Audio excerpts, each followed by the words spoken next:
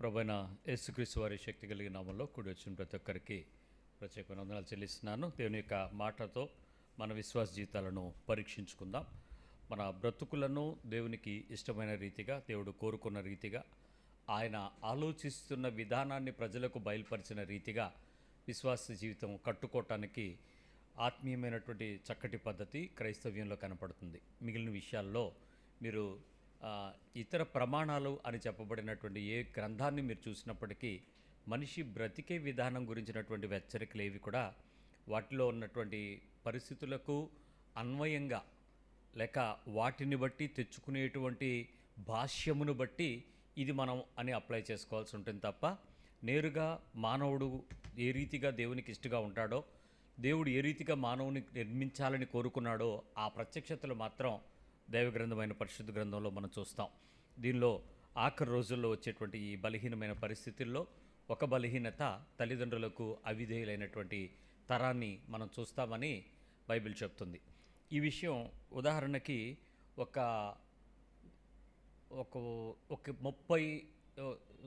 50 ఏళ్ళు వెనక్కి వెళ్ళండి. ఈ పదం బైబిల్లో చదివితే 50 ఏళ్ళు వెనకాతలు ఉన్న మనం ఈ పదం కనుక చదివితే మనకు అది ఎలా అనిపించేది? తల్లిదండ్రులకు అవిధేయులు ఉంటారు అని అంటే మీరు నమ్మేవాళ్ళ కదా? ఎంత విచిత్రంగా ఉంది. చిచి, అలా ఎలా అవుతారండి? ఎలా అవుతాం? అలా అవదు అనుకునేవారు. ఇప్పుడు 50 ఏళ్ళు ముందుకు వచ్చిన తరం మనం ఇప్పుడు ఆలోచించి తల్లిదండ్రులకు పిల్లలకు మధ్యలో తరం ఎలా ఉంది అని అడిగితే ఇప్పుడు మీరేం చెప్తారు? నెరవేరిపోయినట్టుందే అని.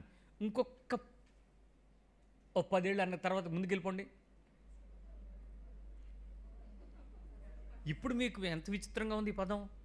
తల్లిదండ్రులకు అవిధేయులు అని అనగానే ఈ 10th క్లాసు ఇంటర్మీడియట్ వయసుల్లో ఉండేటువంటి ఈ పోరాటానికే నువ్వు నన్ను ఎందుకు అన్నావు, నా ఇష్టం కదా, నాకు నచ్చినట్టు నేను ఉండాలి కదా, నువ్వేంటి, నీవేంటి, నీ పెత్తనం ఏంటి అనేంత స్టేజీ ఇంకొక 10 ఏళ్ళ తర్వాత 5వ క్లాసులో అంటారేమో. ఇంటర్మీడియట్ నుంచి కిందకు వచ్చే ఏజ్ అదే కదా. 5 ఇయర్స్, 5 ఏళ్ళు, 5వ తరగతి 6వ తరగతి చదువుతున్న పిల్లలు మీరు అక్కర్లేదు, అయినా మీకేంటి, మా మీద మీ బోడి పెత్తనం ఏంటి అని అడిగితే మనమేం ఆశ్చర్యపోక్కర్లా. ఎందుకు? గ్రాస్టిక్ చేంజ్ మనం చూస్తున్నాం. మన కాలంలోకి వచ్చేటప్పటికే ఒక్క విచిత్రమైన అనుభవంలోకి వస్తూ మన తరంలో మన పిల్లలని మనం దాన్ని చెప్పుకోలేక పరిస్థితుల్లో మనం చాలా ఇబ్బందులు పడుతున్నామని చెప్పాలి. ఈరోజు ఈ తరంలో తల్లిదండ్రులకు అవిధేయులైనటువంటి తరాన్ని చూస్తున్నటువంటి మధ్యతరం మనదే అని చెప్పాలి. తరమే మధ్యతరం. ఇక నెక్స్ట్ తరం తర్వాత ఈ బైబిల్ ఈ పదాలు కూడా ఉంచరు. ఎందుకంటే అది రాసింది జరిగింది అంటారని బైబిల్నే మార్చేస్తారు ఆ తరం. సో అందుకని బైబిల్ చెప్తుంది ఆ విషయం. కడవరి కాలంలో వాక్యాన్ని పూర్తిగా అసత్యంగా మార్చేస్తారు. సత్యము అసత్యం అయిపోద్ది. అందుకే కాలం ఉండగానే మనం సత్యమైనటువంటి మాటను స్వచ్ఛంగా దాన్ని హృదయంలో దాచుకుని భద్రం చేసుకోవాలి. లేకపోతే రేపు పేపర్లో చూసి ఈ ఇంటర్నెట్లో చూసి చేయటానికి అవి మనకి దొరకవు. జాగ్రత్త. ఈ విషయాలలో కొంచెం లోపలికి వెళ్ళడానికి ప్రయత్నించేద్దాం. చూద్దాము ఏంటి ఈ విషయాలు, ఎందుకు ఇంత ఖచ్చితంగా దేవుని వాక్యం హెచ్చరిస్తున్నప్పటికీ కూడా మనం దాన్ని ఒప్పుకోలేకపోతున్నాము అనేటువంటి విషయాన్ని పరీక్షించుకుందాం. కించిన వారం ధర్మము గురించి మనం మాట్లాడుతూ ఉన్నాం. ఎఫ్సి పత్రిక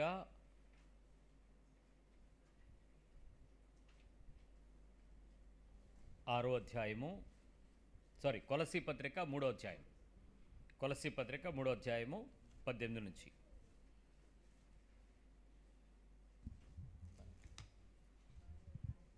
భార్యలారా మీ భర్తలకు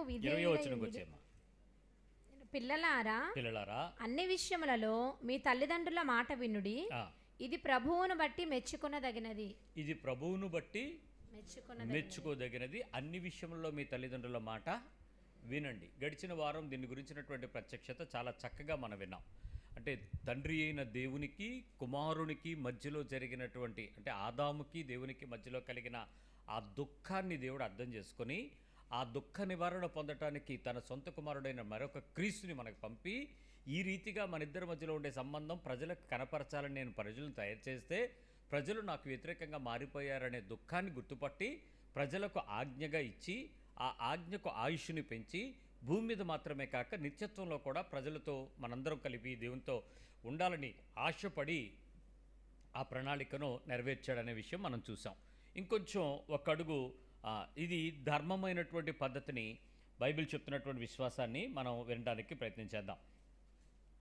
ధర్మము అనేటువంటి విషయాలలో మొదటి విషయం ఏంటంటే తల్లిదండ్రులైనటువంటి పెద్దవారిని మనం ఏం చేయాలి? ప్రేమించాలి మరియు గౌరవించాలి. We should respect them. ఆ ప్రేమను వ్యక్తపరిచేటువంటి పరిస్థితిని చాలా జాగ్రత్తగా వ్యక్తపరచుకోవాలి. ఆ రెస్పెక్ట్ అనేది చాలా జాగ్రత్తగా ఉండడానికి ప్రయత్నం చేయాలి. ఇప్పటికీ కూడా మనలో కొంత చనువు ప్రవేశించింది, మర్యాదకు బదులుగా చనువు ప్రవేశించింది. చనువును బట్టి తల్లిదండ్రులు అనేటువంటి వయస్సు పెరిగే కొద్దీ వారికి మనం కొన్ని రకాలుగా చనువుగా ఏటనానా, ఊరుకోనానా, ఉరుకామ్మా, ఏటమ్మా అని అనగలుగుతాం. కానీ అక్కడ ఎవరైనా నలుగురు మనుషులు కనపడినామంటే మీరేమంటారు? ఆ పదం అలా మాట్లాడగలరా? ఆ దురుసుగా చనువుగా ఇసరగలరా? ఏమి ఒంటరితనంలో నీకుండే చనువును బట్టి, వయసులో నువ్వు పెరుగుతాన్ని బట్టి ఆ తల్లిని ఆ తండ్రిని చనువుగా మాట్లాడు. అదే నలుగురు మనుషులు మనకు తెలిసిన వారు కానీ తెలియని కానీ ఉంటే అలా కాదమ్మా అని మెల్లిగా మాట్లాడడమో, అమ్మగారు అని సంబోధించటమో, ప్రేమగా వారిని దగ్గర చేర్చుకోవటమో మనం చేస్తూ ఉంటాం. అంటే సంస్కారం అడ్డొస్తుంది. అది ఆ మర్యాదగా వారికి ఇవ్వటం అనేది ఒక క్రమము, అది ప్రేమపూర్వకమైనటువంటి చర్య కూడా. అది ప్రభు కోరుకున్నది, అది మెచ్చదగినదని చెప్పాడు. దేవుడు మెచ్చుకునే అంశాల్లో ఇది చాలా విలువైనదిగా మనం చూస్తున్నాం. రెండో విషయం ఏంటంటే వారిని సంరక్షించుట, రక్షించుట అండ్ టేక్ కేర్. రక్షించుట మరియు సంరక్షణ. తల్లిదండ్రులను ధర్మము అనేటువంటి పనిలో వారిని ఎప్పుడూ కూడా మనం ఏం చేయాలంటే రక్షించాలి మరియు వారిని సంరక్షించాలి అనేటువంటి విషయాన్ని బైబిల్ చాలా గట్టిగా చెప్తుంది. విడిపోవటం, ఈ న్యూక్లియర్ ఫ్యామిలీస్ అనేటువంటి కల్చరు సుమారుగా 19వ దశకం ఆఖరిలో ప్రారంభమైంది. అంటే 1980s 1990s మధ్యలో జరిగిన ఈ విప్లవం ఇది. అంతవరకు కూడా కామన్ ఫ్యామిలీస్లోనే ఉండడం, అందరూ కలిసి కుటుంబంగా ఉండడం. ఏ పరిస్థితి వచ్చినా జాయింట్ ఫ్యామిలీ విడిపోవాల్సి వచ్చింది అని అంటే ఆ కొడుకు చాలా ఆలోచనగాను, కోడలు ఆలోచనగాను 10 మందిని పెట్టి నిర్ణయం తీసుకుని అక్కడి నుంచి వారు కదలవలసి వచ్చేది. ఇప్పట్లో ఆ పరిస్థితి అంత సీరియస్గా ఏం లేదు. పెళ్లి రోజే మాట్లాడేసుకుంటున్నారు. ఏమని? పలాసలో మ్యారేజ్ చేయడానికి వెళ్ళాను. మ్యారేజ్ అయిపోయింది. చాలా పెద్ద స్టేజ్, చాలా బ్రహ్మాండంగా మ్యారేజ్ జరిగింది. పెద్ద పాస్టర్స్ అందరూ వచ్చారు. నేను ఫస్ట్ టైం అంతమంది పెద్ద పెద్ద పాస్టర్లు, రాజకీయ నాయకులు, ఆ మండల ప్రెసిడెంట్లు, వాళ్ళందరూ పొలిటికల్ ఫ్యామిలీ అంతా అయిపోయింది. ఇంకా గ్రీటింగ్స్ చెప్తున్నారు. గ్రీటింగ్స్ చెప్తున్న టైంలో ఆ పాస్టర్ గారు పిలిచి నన్ను, అయ్యగారు ఈ కార్యక్రమం అవుతూ ఉంటుంది, పెద్దలు కదా రాజకీయ నాయకులు, వీళ్ళందరూ మైకు పెడితే వదలరు, 3:30 అయిపోద్ది, మీరు పదండి భోజనానికి వెళ్ళిపోదాం అన్నాడు. నా పని అయిపోయాక నేను స్టేజ్ మీద ఉండను, దిగిపోతాను.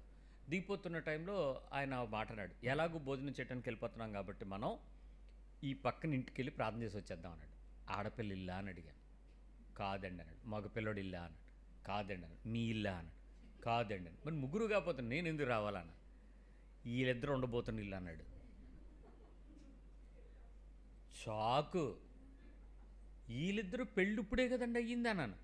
ఆ రోజే కమిట్మెంట్ అండి, పెళ్లి రోజు మాట్లాడుతున్నప్పుడే కమిట్మెంటు. ఒక్కసారి మ్యారేజ్ అయిన వెంటనే మా అమ్మాయి నేరుగా కొత్త ఇంట్లోకి వెళ్తుంది, మీ ఊరు రాదు, మీ పల్లెటూరులో మా అమ్మాయి ఉండలేదు. అందుకని మేము ఒక ఇల్లు చూసి ఆ ఇంటికి దగ్గరలో ఈ పెళ్ళి ఏర్పాటు చేసాం. ఇంతకీ నేను వెళ్ళినటువంటి పెళ్లి చేస్తున్న ప్లేస్ పెళ్లి కొడుకుది కాదు, పెళ్లి కూతురుది కాదు, పెళ్లి కూతురు ఉండడానికి కావాల్సిన కన్వీనియంట్ సిటీ. అక్కడ ఉన్నటువంటి ఒక అపార్ట్మెంట్లో ఆమెకు ఫస్ట్ ఫ్లోర్, మళ్ళీ లిఫ్ట్ అయిపోతే ఎక్కువ దిగిపోవడానికి ఈజీగా ఉండగలిగేటట్లు సెట్ చేసుకుని ఆ ఫ్లాట్కి నన్ను ప్రేర్ చేయడానికి రమ్మంటున్నాడు.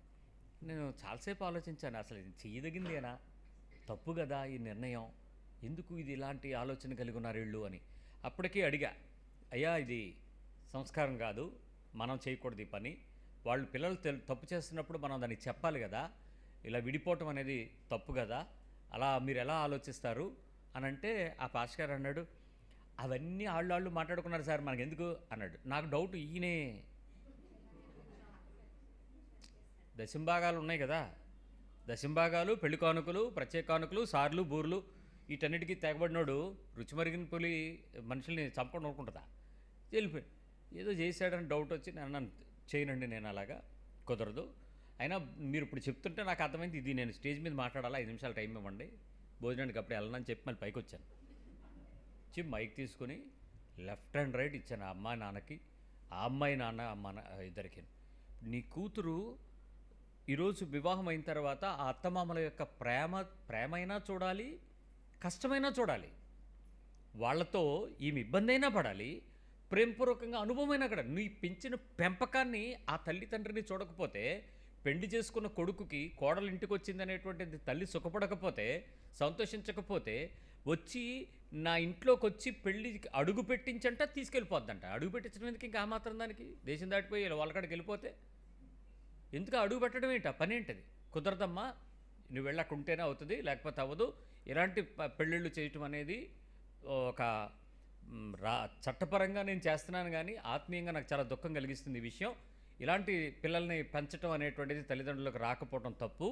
వాళ్ళకి మీరు ముందే చెప్పండి, పెళ్లి చేసేటప్పుడు నువ్వు వెళ్ళబోతున్నటువంటి ఈ ఇంటిలో కొద్ది కాలం నువ్వు ఆ ప్రదేశంలో ఉన్న తరువాత నీ ఉద్యోగరీత్యా, వ్యాపార రీత్యా, వ్యవహార రీత్యా, విదేశ రీత్యా నువ్వు వెళ్ళు, తప్పలేదు.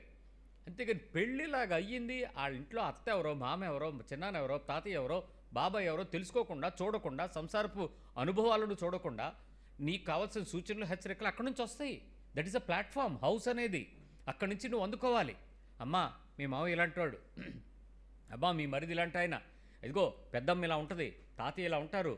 ఈ విషయంలో సూచనలు బట్టి నీకు ఇంట్లో పెరిగినటువంటి అలారు ముద్దుతనం ఇక్కడికి వచ్చిన తర్వాత ఆ పరిచర్య ధర్మం అలవాటు అవుతుంది. అది గృహస్థు ధర్మం, ఆ పరిశుద్ధ గృహస్థు జీవనం అనేది.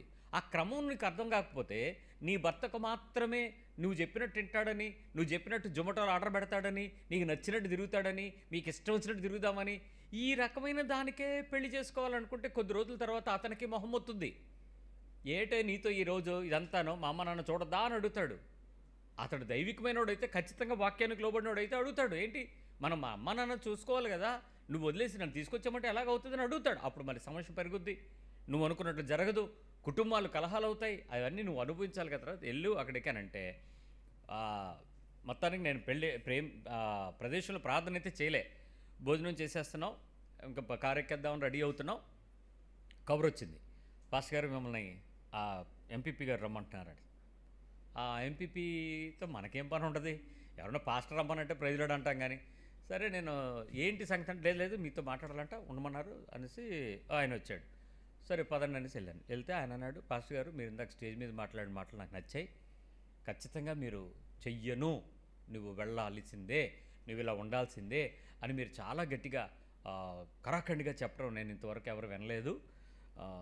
నేను ఈ పెళ్ళికి మధ్యవర్తిని, ఈ పాస్టరు నేను, అంటే ఆ ఇద్దరే. కాబట్టి మీరు పాస్టర్ గారిని ఎప్పుడైతే ఖండించారో నాకే తగిలింది అది.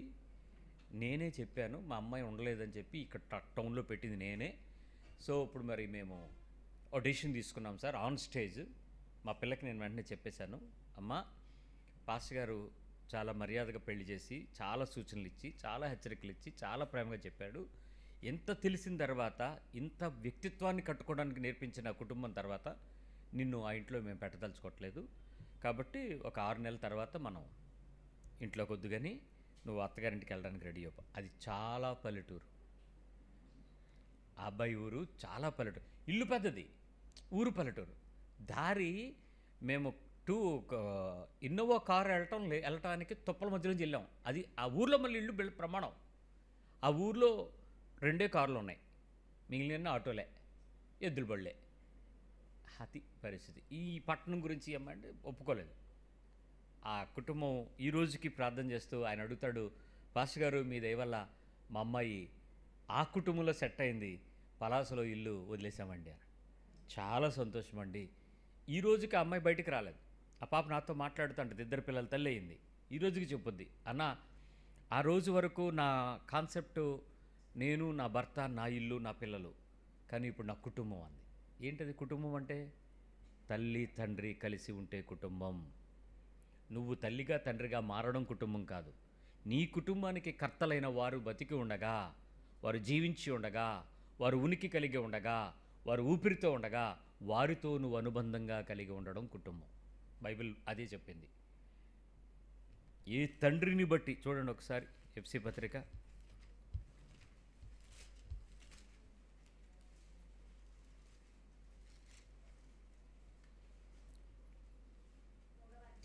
3వ అధ్యాయంలో 14వ వచనం.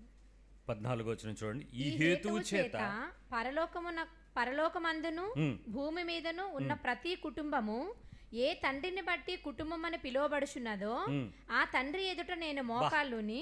ఏమి పదం వాడాడండి ఆయన. ఏ తండ్రిని బట్టి భూమి మీద పరలోకంలో కూడా ఒక ఫ్యామిలీ అని పిలిచారంటే, బ్రతికి ఉన్న ఒక ఫ్యామిలీకి మూల పురుషుడు నీ ఇంట్లో ఉన్నాడంటే అతను నెగ్లెక్ట్ చేస్తున్నావంటే నిన్నేమనాలి? జీవిస్తున్న తండ్రి బతికుంటే వాళ్ళని బట్టి కాకపోతే నీ కుటుంబానికి కేర్ ఆఫ్ అడ్రస్ ఎవడో? నువ్వెవడ తాలూకా అంటే ఏం చెప్తావు? మీ నాన్న అమ్మ పేరు చెప్పవా? మీ అత్త అమ్మ పేరు చెప్పవా? వాళ్ళని బట్టే కదా మీరు. వాళ్ళని వదిలి నువ్వు ఏ కుటుంబం గురించి మాట్లాడతావు? పిల్లలారా, మీ తల్లిదండ్రుల విషయంలో అన్ని విషయంలో వారు చెప్పింది వినండి అని అంటే అది ధర్మం అంటే ఏంటో ధర్మం? దాని నీతి ఏంటి? I should respect my parents. I should give my value to my grand parents. వాళ్ళు బ్రతికి ఉన్నంత వరకు, వాళ్ళు భూమి మీద ఉన్నంత వరకు వాళ్ళతో మనము ఎంతో మేలుగా విలువైనటువంటి ఆ కుటుంబ సంతోషాన్ని అనుభవించుతూ వారి విషయంలో మనం ఒక కుటుంబంగా చలామణి అవ్వాలి. ఈరోజు మీరు ఆస్తులు సంపాదించుకోవచ్చు, ఉద్యోగాలు, వ్యాపారాలు, అధికారాలు సంపాదించవచ్చు. మంచి మంచి ఉద్యోగుల్లో పరిస్థితుల్లో మీరు అందరికీ గొప్పవారుగా కనపడవచ్చు, ఆదర్శవంతమైనటువంటి పద్ధతుల్లో పలుకుబడి కలిగి ఉండొచ్చు. కానీ దేవుని నీతి యొక్క రాజ్యాంగంలో మీరు దొరికిపోతారు. జాగ్రత్త. దేవుని పిలుపులో, దేవుని పద్ధతుల్లో అక్రమం అయితే మాత్రం ఖచ్చితంగా దేవుడు మనల్ని నిలదీసి పెడతాడు. జాగ్రత్త. కాబట్టి వాళ్ళని సంరక్షించుట, టేక్ కేర్ చేయటం అనేది, కేరింగ్ అనేది చాలా ఇంపార్టెంట్. చాలా విలువైనటువంటి విషయాన్ని మనం హెచ్చరికగా తీసుకుంటున్నాం.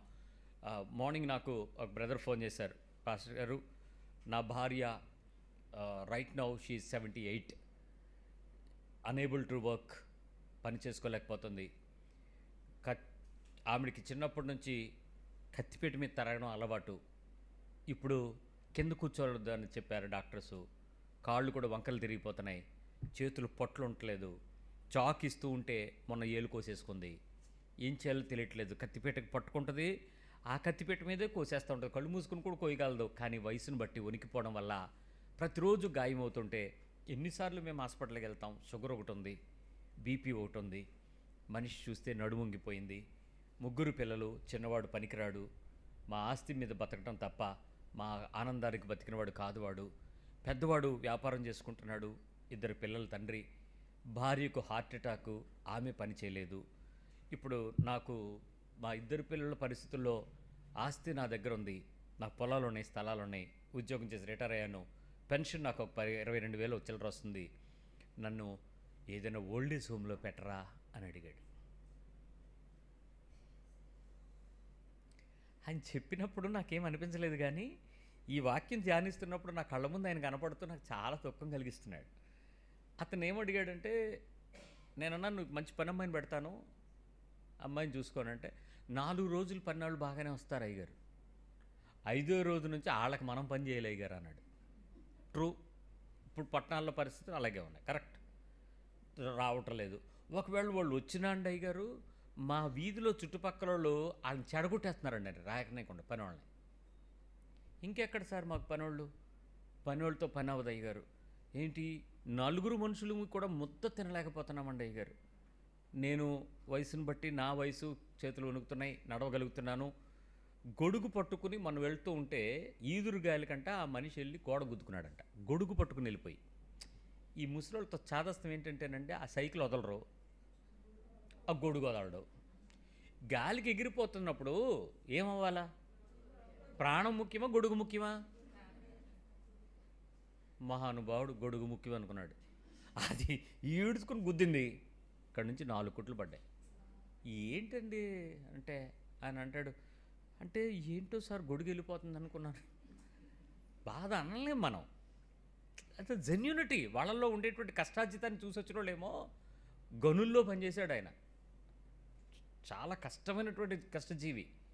ఈరోజు నన్ను ఓల్డేజ్ హోమ్లోకి పెట్టండి అని చెప్పి హైదరాబాద్లో మనవరాలు ఉంటే వెళ్ళి చూసుకుని ఒక 5-6 ఓల్డేజ్ హోమ్లు కనుక్కుని, ఒకవేళ నాకు ఉత్తరోత్తర ఏమైనా జరిగితే ఇక్కడ నుంచి విజయనగరం జిల్లాలో ఉన్నటువంటి నా కొడుకు, చిన్న కొడుకు, పెద్ద కొడుకు, కోడలు కానీ వీళ్ళు ఎవరైనా హైదరాబాద్ రావడం కష్టమవుతుందని నాకు విజయనగరంలో కానీ విశాఖపట్నంలో కానీ ఎక్కడైనా పెట్టండి అంటే నేను మహేష్ బాబుకి చెప్పాను. రామటాకీస్లో ఉన్నటువంటి 5 ఓల్డ్ ఏజ్ హోమ్ల అడ్రస్లు తీసుకురమ్మని. ఆ డీటెయిల్స్ పట్టుకొని వచ్చాం. అది స్టడీ చేస్తున్నాం మేము.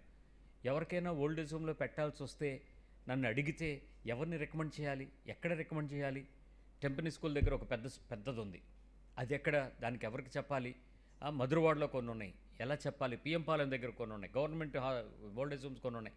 ఇవన్నీ మేము ఆలోచిస్తూ తరం మారుతుందా, కాలం మారుతుందా, క్రైస్తవ్యంలో హృదయములు మారుతున్నాయా, ఎందుకు ప్రభు కోరుకున్న మనస్సు మారి రూపాంతరం జరగట్లేదు? వై? ఎవరు తప్పు? ఆయన చెప్పిన జెన్యూన్ రీజన్స్. నా భార్యను బతికించుకున్నాగా ఆవిడ ఏ రోజు ఈ టైంలో ఆవిడ 4 రోజులు సుఖపడకపోతే ఎట్లా అండి అయ్యగారు? కరెక్ట్. కోడలు చేయలేదు, ఇంకో కోడలు పట్టించుకోదు. సో ఇప్పుడు నేనేం చేయను? మేము తినాలి కదా 4 ముద్దలు, మాకేదైనా సాయం చేయండి. ఆ పెద్ద పాప అదే కోడలు చర్చికి వస్తే పిలిచా, ఏమ్మా ఎలా ఉన్నావు, ఏంటి సంగతి, నీ ఆరోగ్యం ఏంటి, ఏ మందులు వాడుతున్నావు, డాక్టర్ ఎవరు, స్టంట్ వేశారు, ఎలా ఉంది ఇప్పుడు, ఏంటి పరిస్థితి అని అన్నీ చూసి ఆవిడ అన్నాను, ఏంటిరా మరి ఆరోగ్యం అంతా కొంచెం కొవ్వు తక్కువగా ఉండేటువంటి ఆహారం ఇలా తీసుకుంటావని అంటే ఇంకెళ్ళి పోషించుతున్నావా ఏమని అడగాలని కూడా నాకు మనసులేదు. ఆవిడే పేషెంట్గా ఉండి కనపడుతుంది. సరే అయితే మరి ఎవరు చూస్తున్నారు ఏంటి సంగతి అని అంటే అప్పుడప్పుడు మా అమ్మ వచ్చి వండి వెళ్తుందండి అంది. అయ్యో, యవ్వనస్తురాలే, ఆల్మోస్ట్ 49 కోడలు 49కి వాళ్ళ అమ్మ వచ్చి వండి పెట్టి వెళ్తుందంట 2-3 రోజులకు ఒకసారి. మా అమ్మగారు వచ్చి 2-3 రోజులు కూరలు వండేసి వెళ్ళిపోతుందండి అయ్యగారు, నేను ఏదో కుక్కర్ పెట్టి మామయ్య గారు అత్తయ్య గారు మేమే కదా మేనేజ్ అవుతున్నాం. ఆ వయసులో ఆళ్ళమ్మ వచ్చి చేయటం న్యాయమేనా? ఇవన్నీ కాలంలో జరిగే మార్పుల్ని మనం ఇది కాదు అని ఎలా చెప్పగలం? కానీ మగపిల్లలైనటువంటి వారికి ఈ వచనం గుర్తుండుంటే, నేను నా తండ్రికి బాధ్యత వహించాలి అనేటువంటి ఆలోచన కలిగి ఉంటే, వారిని సంరక్షించి రక్షించేవాడును నేనే అనేటువంటి విషయం వాడికి అర్థమై ఉంటే ఖచ్చితంగా దాని గురించినటువంటి ఏర్పాటు కొడుకు చేస్తాడు. తండ్రి ఓల్డ్ ఏజ్ హోమ్కి వెళ్ళడానికి కావాల్సిన ప్రైవేట్ ఏర్పాట్లు చేసుకోవాల్సిన అవసరం ఉండదు. ఆలోచించండి, ఏంటి సంరక్షించాల్సినటువంటి విషయం? ఒకటి ఆలోచించాలి. నెంబర్ 1, వారికి కావాల్సినటువంటి ఆహారము విషయంలోనూ రుచి విషయంలోనూ శుచి విషయంలోనూ బాధ్యత కలిగి ఉండాలి పిల్లలు. తల్లిదండ్రులైనటువంటి వృద్ధాప్యం కలిగిన వారికి ఆహారము మరియు రుచి మరియు శుచి, వారికి కావలసినటువంటి పోషణలో ముఖ్యమైనటువంటిది ఓల్డ్ పీపుల్కి, తల్లిదండ్రులైనటువంటి వారికి పిల్లలు చూడవలసినటువంటిది ముఖ్యమైనటువంటి కర్తవ్యం. మీరు చిన్నప్పుడు మీ నోటికి రుచి పెట్టింది ఎవరు? అమ్మ నాన్ననా? ఆ రుచి యొక్క మధురతను మీకు చూపించింది, ఇది బాగుంటుంది తిను, కమ్మగుంటుంది తినని నిన్ను బతిమిలాడి నీ రూపానికి కావలసినటువంటి ఆ స్ట్రక్చర్ని సిద్ధపరిచింది ఎవరు? ఎంత తల్లిదండ్రులు ఒకసారి మీరు ఊహించుకోండి. మీరు మీ పిల్లల్ని కనేసిన పెద్దవారైతే సన్నగా ఉన్నారు, ఇప్పుడు ఉన్నాడు, వీడితో కంప్లైంట్ ఏంటో తెలుసు ఈ పిల్లవాడి విషయంలో, అన్నయ్య వీడు సరిగ్గా తింటలేదు. తింటే ఏమవుద్ది? ఎలా ఉండాలని కోరుకుంటుంది తల్లి? లావుగా ఉండాలా, ఆరోగ్యంగా ఉండాలా, బలంగా ఉండాలా. ఆ తల్లి కోరికంతా ఏంటి? మా పిల్లోడు తింటలేదు, పెరగట్లేదు, ఆడు లావు కావట్లేదు, ఆడు తొందరస్తుంది, అది ఆరోగ్యంగా ఉండట్లేదు. ఈ విషయం నువ్వు నీ తండ్రి గురించి ఆలోచించాలని నీకు ఎందుకు తట్టలేదర్రా?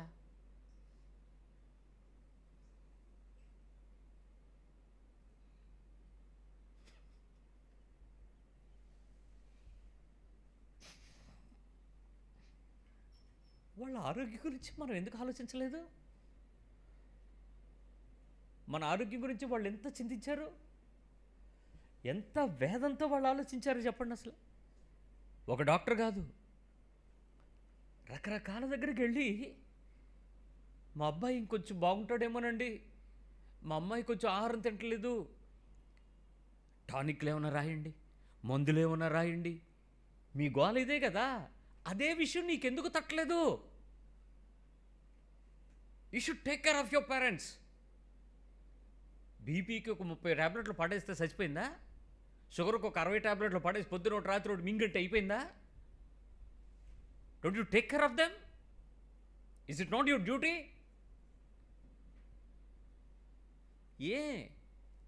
వాళ్ళు నీకు చెప్తేనే నువ్వు హాస్పిటల్ తీసుకెళ్తావా? నీ కొడుకు చెప్తే తీసుకెళ్ళావా? నువ్వు చూసి తీసుకెళ్ళావా? నీ కూతురు చెప్పిందా, నాన్న నాకు ఇక్కడ నొప్పి వచ్చింది అంటేనే తీసుకెళ్ళావా? ఏం కనిపెట్టలే? కాలు కదపలేనప్పుడు, పరిస్థితి బాగోలేనప్పుడు పరుగులు ఎత్తుకుని చూసుకుని, బిడ్డలను సంకనెత్తుకుని, కార్లు బుక్ చేసుకుని, ట్రైన్లు బుక్ చేసుకుని, అపాయింట్మెంట్లు బుక్ చేసుకుని పరుగులు ఎత్తేవే తండ్రివైన నువ్వు నీ కూతురు గురించి. మరి నిన్ను పెంచిన నీ తల్లిదండ్రుల గురించి నీకేమారా చింతలేదు, ఆలోచన లేదేమీ మీకు? అంటే ఈ న్యూక్లియర్ ఫ్యామిలీస్లో నా వరకు నేను బతికితే చాలు, నేను పోషించబడితే చాలు, వాళ్ళకి అవసరమైతే ఏదో ఇస్తున్నాం కదా అంటే, అరే ఏంటి మీరిచ్చేది? మీరేమై ఉన్నారో అది వాళ్ళ దయాదాక్షిణ్యాలు, వాళ్ళని బట్టి మనం. ఈరోజు ఆ చెట్టంతా కొడుకే పోతే, ఆ పెంచే కొడుకే లేకపోతే వాళ్ళ బాధ్యత తక్కువ కొడలవై నీది కదా? ఆ కొడుకుని తీసుకొచ్చింది నువ్వు, ఆ కొడుకుతో బిడ్డల్ని కన్నది నువ్వు, ఆ కొడుకుతో సంసారం అనుభవిస్తుంది నువ్వు, వాళ్ళ బాధ్యత నీది కదా? ఎలా వదిలేస్తావయ్యా? ఆహారం జాగ్రత్త. టైంకి తినకపోతే రాత్రి ఇంటికి వచ్చిన తర్వాత మనకు ఒక సామెత ఉంది, తల్లి కడుపు చూస్తుంది, పెళ్ళాం జోబులు చూస్తుంది. ఏమండి తెచ్చారా అంటది, నాన్న తిన్నావా అంటది తల్లి. ఏ టైంలోనైనా నిన్ను అడిగేది నీ తల్లి ఒకటే, తిన్నావా? నువ్వు వెళ్ళినప్పుడు ఏమైనా పట్టుకెళ్ళావా మీ నాన్నకి, మీ అమ్మగారికి ఏమైనా పట్టుకెళ్ళావా? ఆయన ఒకటే చెప్తాడు, అమ్మ ఏం తింటావురా మేము, పళ్ళు ఊడిపోయినాయిరా అంటే. నాన్న నీకు పళ్ళు కట్టిస్తానని ఒక మాటను ఎంత ఆనందిస్తాడు ఆయన. ఈ వయసులో నీకెందుకనంటే ఆ మాటకు అర్థమేంటి? నీ పళ్ళు రాలగొట్టాలి ఏంటి కాన్సెప్ట్ ఏంటి నీకు? వాళ్ళ గురించినటువంటి నీ హృదయంలో ఆర్ద్రత ఏది?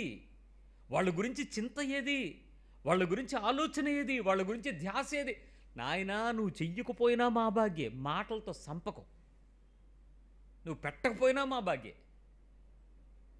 మాట్లాడేటప్పుడైనా ఆ ఒక్క మాట సంతోషంగా క్రియతో చేయడానికి ప్రయత్నించాయి. You should take care of the food. వాళ్ళు రాత్రి ఏ టైంలో నాకు బాగా గుర్తు, ఒకసారి పంతం పట్టి ఏడుపు ఆపుకోలేక తినడం మానేస్తే రాత్రి ఎప్పుడు నిద్ర మెలకు వచ్చిందో లేదు, లేపారేమో తెలియదు, లేపి ఆ సగం నిద్రలో అన్నం పెడుతుంటే సైలెంట్గా తినేసి బాగా శుభ్రంగా కడుపు నిండా తినేసి ఆ మంచం మీదే నిద్రపోయిన తర్వాత ఒక్కసారి ఊహలోకి వెళ్ళి అనేదాన్ని చూస్తే ఒక మాట మాకు వినపడుతుంది. ఏంటో తెలుసా? ఎంత ఆకలి దాచుకున్నాడో నా కొడుకు, ఎంత ఆకలి దాచుకుందోనమ్మా నా కూతురు, ఇంత అన్నం తింది అన్న మాట నీకు ఎప్పుడు వినపడలేదా? ఏ తల్లి మాట దగ్గర వినపడలేదా? కూతురు పోయి నువ్వు, కొడుకు పోయి నువ్వు వినలేదా? ఇనే పెరిగావు. ఎందుకో తెలుసా? అది తల్లి ధర్మము, తండ్రి ధర్మము. ఇంటికి వచ్చిన వెంటనే ఫస్ట్ నాన్న ఏమడుగుతాడు తెలుసా? పిల్లలందరూ తిన్నారా? First dialogue. వాళ్ళు ఉన్నారా? వాళ్ళు తిన్నారా? అమ్మ అందరూ తినేశారు, అందరూ నువ్వు అక్కడే ఉన్నావు, రా నీకోసం నేను వెయిట్ చేస్తున్నాను. ఈ పదాలు ప్రతి ఇంట్లో విని పెరిగాం. మీరు ఏ ఇంట్లోకి వెళ్తున్నారో ఆ ఇంట్లో వాళ్ళ దగ్గర మీరు ఆ పదాలు వాడుతున్నారా? నాన్న నువ్వు వస్తావని వెయిట్ చేస్తున్నాను, అమ్మా I'm waiting for your food. ఇదిగో రుచి కలిగిన ఆహారం వండండి, వాళ్ళకి పెట్టండి. చిన్నప్పుడు పిల్లల బలం కోసం మీరు ఎంత ఆశపడ్డారో, వారి శరీరం శక్తి కోసం, ఎముకల బలం కోసం ఎంత ఆశపడ్డారో, బాల్యం ప్రతి మనిషిలో 2 సార్లు వస్తుంది. ఒకటి 6 సంవత్సరాల వరకు, 2 60 సంవత్సరాల తర్వాత. Below 6 and after 60 that's a బాల్యం. 66 ఏళ్ళ లోపు పిల్లవాడు నువ్వేం తింటావా అని నీకేసి చూస్తూ ఉంటాడు, నీ వైపే చూస్తూ ఉంటాడు. 60 ఏళ్ల తర్వాత వాళ్ళు నీ కోసం ఏం పెడతారో అని చూడకుండా చూడండిరా. మీరేమైనా పెడతాయి తినడానికి చూసే చిన్నపిల్లలు వాళ్ళు ఏం పెడతారని మీరు చూస్తే, పెడతారో పెట్టరో అని అడగలేక అన్నీ శరీరానికి వంట పడవర్రా వాళ్ళకి. మిమ్మల్ని పెంచి మిమ్మల్ని మీకోసం సంపాదించి కష్టపడి అలిసిపోయి శరీరాలు అలగొట్టేసుకొని చీకిపోయారా వాళ్ళు.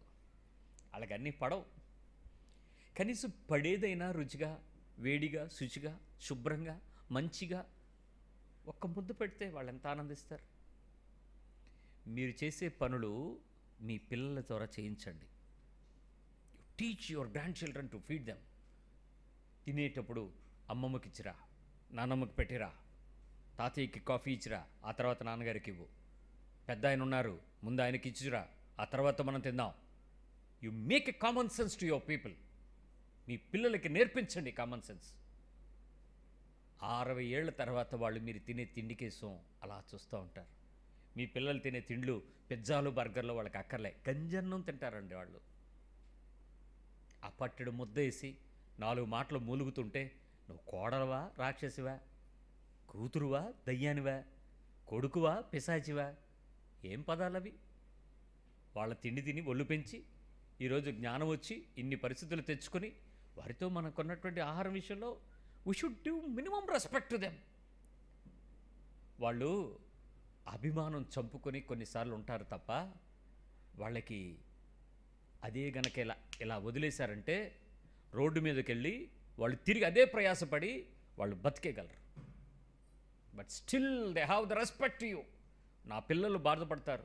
రేపు నేను ఎక్కడికైనా వెళ్ళి చేయి చాచితే ఒక ఇంటి దగ్గర కూర్చుంటే నా కొడుకుకి చెడ్డ పేరు వస్తుంది, నా కూతురికి చెడ్డ పేరు వస్తుంది, నా కోడలు అవమానపరచబడుతుంది, నా పిల్లలు సిగ్గుపరచబడతారని అభిమానానికి తల్లిదండ్రులు దాచుకుని మీరు ఇచ్చినటువంటి ఆ మెట్ల కింద కూర్చుని ఉంటారు, ఆ నూలక మంచాల మీద. చెప్పుకోలేక కాదు, పంచాయతీలకు వెళ్ళి రోడ్ల మీద నిలబడలేక కాదు, మీకున్నంత సంస్కారం వాళ్ళకి ఇంకా ఎక్కువ ఉంది. ఆలోచించు. Give the good food. శుచిగా, రుచిగా, శ్రేష్టమైన విలువైనటువంటి మంచి ఆహారం. నీ పిల్లల బలంకి నువ్వు ఎంత ఆశపడతావో, నీ పిల్లల ఆరోగ్యం కొరకు ఎంత ఇష్టపడతావో, నీవు నీ తల్లిదండ్రుల విషయంలో వాళ్ళ కొరకైనటువంటి మంచి ఆరోగ్యం కోసం మీరు చాలా శుభ్రంగా ఇష్టపడండి. నెంబర్ 2, ఆరోగ్యం కొరకు వారికి ఇష్టమైనటువంటి పనిని చేయటానికి ప్రయత్నించండి. Give the good rehabilitation of health. 60 సంవత్సరాలు దాటిన తర్వాత ప్రభుత్వాలు దయతలిచి ఈరోజు పెన్షన్స్ ఇస్తున్నాయి. వృద్ధాప్య పెన్షన్ ఇస్తుంది. కొంతమందికి జీవితాలకు అది ఆసరా. నిజంగా ఆ ప్రభుత్వాల హృదయాలు దేవుడికి తెరిచినందుకు కృతజ్ఞతలు. ఆ ఆసరానే వాళ్ళు దాంతోనే బతుకుతున్నారు.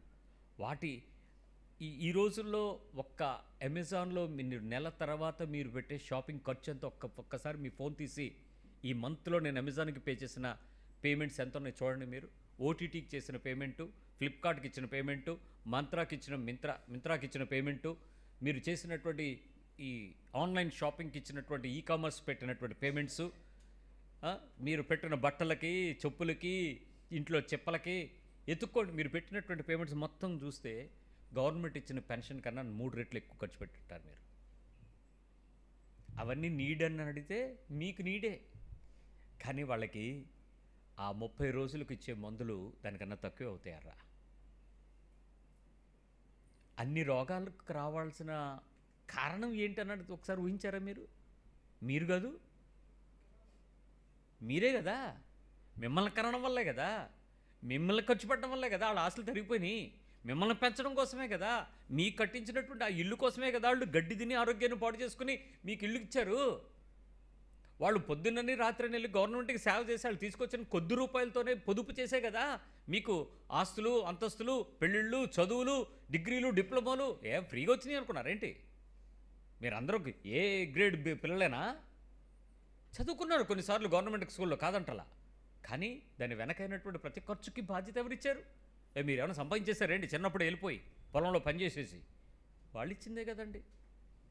గవర్నమెంట్ స్కూల్లో చదివించాడు, హాస్టల్లో పెట్టారు, నాకేం ఖర్చు అయ్యింది? నిజంగా చెప్తున్నాను, ఒకవేళ నిన్ను అలాగే కనుక నీ తండ్రి పెంచితే నువ్వు ధన్యుడు, నువ్వు ధన్యురాలు. ఎందుకో తెలుసా? ఇంట్లో ఉంటే వాళ్ళకి అయ్యే ఖర్చు, ఇంట్లో ఉండడం ద్వారా వాళ్ళకి అయ్యే ఖర్చు, ఇంట్లో నుంచి నువ్వు హాస్టల్లోనో లేకపోతే ఇంకెక్కడో పెరగడం ద్వారా నీకు అయినటువంటి ఖర్చు, ఈ రెండింటినీ పోల్చి ఈరోజు నువ్వు నా తండ్రి నాకు చూడలేదు, నాకు అది చెయ్యలేదు అని నువ్వు అన్నావు కదా. నీకో మాట చెప్తాను నేను, దయచేసి ఇక్కడ అలాంటి వాళ్ళు ఉంటే don't feel bad about me. నా గురించి మీరు చెడ్డ అనుకున్నా నాకేం ఫరక్ పడదు. ముందే చెప్తున్నాను, ఒక మనిషిని ప్రాథమిక విద్యలో జాయిన్ చేసి 1వ తరగతి అని 3.5 సంవత్సరాల తర్వాత గవర్నమెంట్ స్కూల్లో జాయిన్ చేసి 10వ తరగతి తర్వాత అంటే 15 ఏళ్ల వయసులో గవర్నమెంట్ స్కూల్లో నుంచి ఆ పిల్లోడిని బయటికి తీసుకొస్తే ఒక్క మనిషి యొక్క శరీరం మీద ప్రభుత్వం ఖర్చు పెట్టే ఖర్చు ఎంతో తెలుసా మీకు? 10th క్లాస్ వరకు ప్రాథమిక విద్య నుంచి ఆ ఉన్నత విద్య చదివి హై స్కూల్ విద్యలో నుంచి నువ్వు బయటకు వచ్చేంత వరకు హాస్టల్లో ఉండకుండా గవర్నమెంట్ స్కూల్లో నువ్వు వెళ్ళి బయటకు వచ్చేస్తే నీ మీద అయ్యే ఖర్చు ప్రభుత్వానికి సగటున ఆశ్చర్యపోయే లెక్క చెప్తున్నాను వినండి, 14 లక్షలు.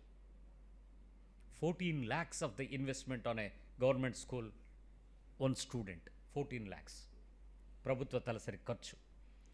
ఉద్యోగస్తుల జీతాలు, విద్యా వ్యవస్థ, ఇన్ఫ్రాస్ట్రక్చరు మొత్తం మీద ప్రభుత్వం పెట్టే ఖర్చు 14 లక్షలకి 15 ఏళ్ళు బయటకు వస్తే అవుతుంది. 15 ఏళ్ళు 14 లక్షలకి నువ్వు హాస్టల్లో ఉంటే దానికి సగం 7 లక్షలు. 15 + 7 ఎన్ని లక్షలైనవి? నువ్వు మీ అమ్మా నాన్నకు పుట్టకుండా ఉంటే ఎక్కడుండేదని చెప్పు రయ్యా. నువ్వు మీ అమ్మా నాన్నకే పుట్టకుండా ఉండుంటే ఆ నాన్న నిన్ను తీసుకెళ్ళి ఆ బడిలో పెట్టకుండా ఉండుంటే మురికి కాలువలు తీసుకుంటూ ఉండేవాడు ఈ పాటికి, చెత్తగా అయితే ఏరుకుంటా బతుకుతూ ఉండేవాడు ఎక్కడో. నీకొక పేరు ఉండేది, చెత్త నా కొడక అని. నీకు ఇంకొక బిరుదు పెట్టి ఉండేవాడు, దొంగనా కొడక అని.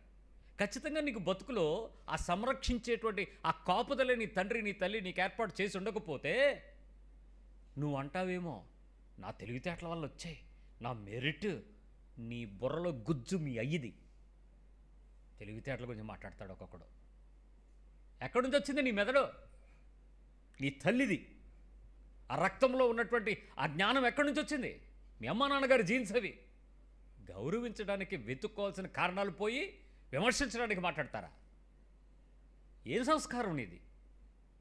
బైబిల్ ఎంత హెచ్చరికగా చెప్పింది ఆ విషయం. ఈరోజు పిల్లోడు ఒక్కొక్కడు వచ్చి నన్ను చదివించలేవాడు. ఏంటి నిన్ను చదివించాలి? ఎందుకు నిన్ను చదివించాలి? ఆ చదువు వలన వచ్చేటువంటి సంస్కారం నీలో కనపడితే నిన్ను చదివించడం తప్పలేదు. సంస్కారం రాకుండా నీ చదువుతో సర్టిఫికెట్లతో నువ్వు రేపు పొద్దున ఏదో ఎవడ కోసమయ్యా అదంతా? The basic senses you should respect your parents. That's a command, you have to obey. దాటేసి నువ్వు ఏదో చెప్పేస్తారంటే నువ్వు ఏం చేసినా ఉపయోగం లేదు అసలు. పిల్లలు వచ్చి మాట్లాడుతూ ఉంటే, ఆ భార్య వచ్చి చెప్తూ ఉంటే నేను వెనక్కి వెళ్ళి చూస్తూ ఉంటాను, నేను మీకు గౌరవం ఇవ్వాలా వద్దా అని. మా అమ్మగారి గురించి మా అత్తగారి గురించి వాళ్ళు మాట్లాడే మాటలు వింటున్నప్పుడు మీకు నేను ఆలివనలా కనబడతాను. నేను మీకు ఒక పాస్టర్గా కనబడతాను. ఒక సహోదరుడిగా మీ ముందు మీ మాటలు వింటూ నాకు చాలా ఆనందం కలిగిస్తుంది. మీరు చెప్పేటువంటి బాధలు వింటాం, మీకోసం ప్రార్థన చేయటం నాకు చాలా ఆనందమే. కానీ రాత్రి అంతా దేవుని దగ్గర ఏడుస్తాను, ప్రభువా వీళ్ళు అన్యాయస్తులు, దేవుని రాజ్యానికి రారు వీళ్ళు. ఆ తల్లిని చూడలేనటువంటి ఆ కోడలు ఇది దేవుని కొరకు ఏం బతుకుతుంది, దేవుని ఏం తెలుసుకుంది, యేసు ప్రభుతో వాళ్ళ అనుభవం ఏంటి, రక్షణ ఏంటి, దేవుని ఎరగని జనులుగా ఉండి వీళ్ళు నన్ను ఎరిగి నా దగ్గరకు వచ్చి సోది చెప్తున్నారు. వీడు వెళ్ళదు. ఎందుకంటే ఆ ప్రేమచర్య, ఆ ప్రేమ లేని చర్య చేస్తూ ఉంది. ప్రభువా ఈమెను క్షమించి. మీరు చెప్పినట్లో ఆ ముసలోళ్ళ గురించి మీ గురించి కన్నా నాకు ఆ ముసలోళ్ళ మీద భారం ఎక్కువ. అదెందుకో దుఃఖం కలిగిస్తూ ఉంటుంది నాకు. ఆ విషయం ఆలోచించండి. మనమేమై ఉన్నామో వాళ్ళ ఆరోగ్య విషయంలో చాలా జాగ్రత్తలు తీసుకోవాల్సిన వారు. మనం please take care of them. నేను ఒక రిటైర్మెంట్ ఫంక్షన్కి వెళ్ళాను. ఆ రిటైర్మెంట్ ఫంక్షన్లో ఆ పిల్లలు అమెరికాలో ఉద్యోగం చేస్తున్నాడు వాడు బాబుగాడు, పాప కూడా యూకేలో ఉంటుంది. వాళ్ళు నాన్నగారు రిటైర్మెంట్ ఫంక్షన్కి వచ్చారు. ఈ సెరికల్చర్ డిపార్ట్మెంట్లో ఒక చిన్న ఉద్యోగిగా రిటైర్ అయ్యాడు ఆయన. స్మాల్ అంటే ఇక్కడ మీరు చూడండి, సూపరింటెండెంట్గా రిటైర్ అయితే ఒకలాగా ఉంటుంది, క్లాస్ 4 ఎంప్లాయీ రిటైర్ అయితే ఒకలాగా ఉంటుంది, ఏదో ప్యూను క్లర్క్ అన్నట్టు. బట్ ఆయన ఎలాగో పెంచాడు, పిల్లలు పెద్దోళ్ళు అయ్యారు, ప్రయోజకులు అయ్యారు, చదువుకున్నారు, చక్కగా వాళ్ళు దేశాల్లో సెటిల్ అయ్యారు. సో సెటిల్ డౌన్ వాళ్ళు వచ్చారు రిటైర్మెంట్ ఫంక్షన్కి. రిటైర్మెంట్ ఫంక్షన్ ఎక్కడ అనుకున్నారు? జిల్లా పరిషత్ హాల్లో.